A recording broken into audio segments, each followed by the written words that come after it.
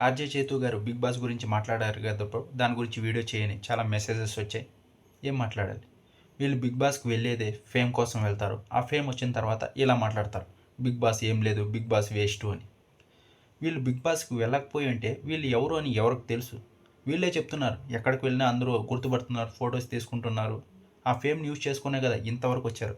వీళ్ళు చెప్పే లెక్క ఎలా ఉందంటే ప్రొడ్యూసర్స్, డైరెక్టర్స్ వీళ్ళ ఇంటి ముందర క్యూ కట్టాలి. అది ఎలా? చిన్న క్యారెక్టర్స్ కాదు. మెయిన్ లీడే హీరోయిన్గా డైరెక్ట్ హీరోయినే చేసేయాలి. హీరోస్ అయితే హీరోయినే చేసేయాలి. అలా అడుగుతున్నారు వీళ్ళు. చిన్న చిన్న క్యారెక్టర్స్ చేయరంట. చాలామంది చిన్న క్యారెక్టర్స్తోనే సెటిల్ అయిపోయారంట. ఆ చిన్న క్యారెక్టర్ దొరక కూడా ఎంతమంది బాధపడుతున్నారు. వీళ్ళకి పిలిచి మరీ చిన్న క్యారెక్టర్ ఇస్తే చేయను అంటే ఇంకెలా ఉంటుంది?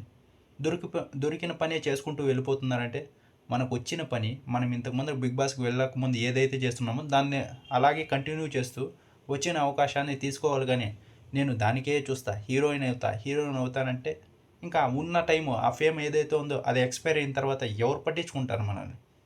ఆ ఫేమ్ ఉన్నప్పుడే చిన్నదో పెద్దదో చేస్తూ చేస్తూ అలాగే ఎదగాలి. కానీ ఒకేసారి నేను పెద్దదే కొడతా అంటే కుదరదు కదా! ఆదిరెడ్డి గారు ఉన్నారు. ఆదిరెడ్డి గారు అయితే ఆ రివ్యూస్ చేస్తూనే 'బిగ్ బాస్'కి వెళ్ళారు. ఆయన 'బిగ్ బాస్' నుంచి వచ్చిన తర్వాత ఆయనకి ఎన్ని వ్యూస్ వస్తున్నాయి, ఎన్ని సబ్స్క్రైబర్స్ పెరిగారు, ఆయన మాటకి ఎంత విలువ ఉంది. ఆయన 'బిగ్ బాస్'కి వెళ్ళిన తర్వాత లేదు నేను సినిమాల్లోకి వెళ్ళిపోతాను లేదే, ఆ రివ్యూసే చేస్తున్నారు, దాంట్లోనే డబ్బులు సంపాదిస్తున్నారు, దాంట్లోనే ఫేమ్ ఇంకా ఎక్కువైంది ఆయనకి. అలా మనకి ఏదైతే వచ్చిన పని ఉందో దాన్నే చేసుకోవాలి. నాకు తెలిసి ఈ 'బిగ్ బాస్' 9 సీజన్స్ అయ్యాయి కదా! ఈ 9 సీజన్స్‌లో అద్దానికి అద్దమంది నాకు ఎవరో అని కూడా తెలీదు. ఈ 'బిగ్ బాస్' వచ్చిన తర్వాతే వాళ్ళు ఇలా ఇలా అని తెలిసింది చాలామంది.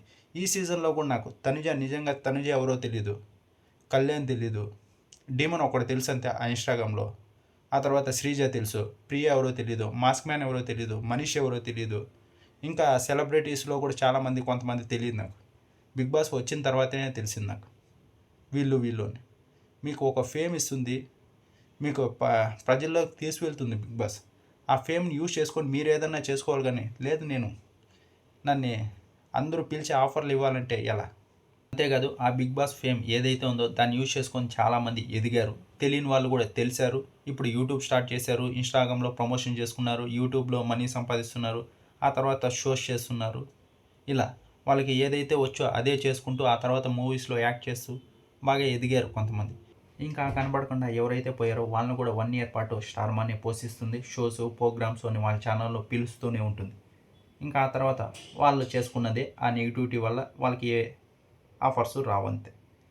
ఇంకా మనం ఏదైతే ఫేమ్ సంపాదించుకున్నామో ఆ ఫేమ్‌ని యూజ్ చేసుకొని మనం ఎలా దాన్ని ముందుకు తీసుకువెళ్ళాలో మనం చూసుకోవాలి. మనకంత కెపాసిటీ లేకపోతే అది ఇలానే ఉంటుంది.